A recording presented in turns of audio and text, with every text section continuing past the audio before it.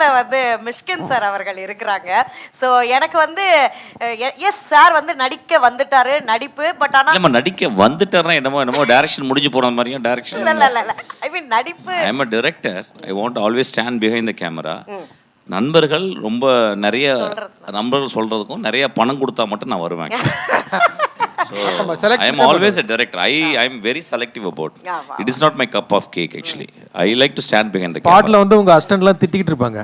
Sir நீங்க direction தான் sir பண்ண, நீங்க ஏன் சார் நடிக்க வந்தீங்க அப்படின்னு சொல்லி ஏதாவது அசிஸ்டன்ட்ஸ்லாம் வந்து என்னை காரி துப்புறாங்க டெய்லி.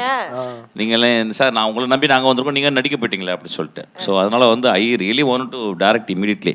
ஒரு 5 படம் 6 படத்தை ரிஃப்யூஸ் பண்ணிட்டேன். ஆமாம் செலக்டிவா தான் பண்ணுவாரு. எல்லா படத்தையும் எல்லா கதையும் கேட்டு அப்படி பண்ண கம்பல்சரி அது வந்து அப்படி பண்ண அது எனக்கு தெரிஞ்சிச்சு. அது வந்து it will not last actually and it should not bring me any.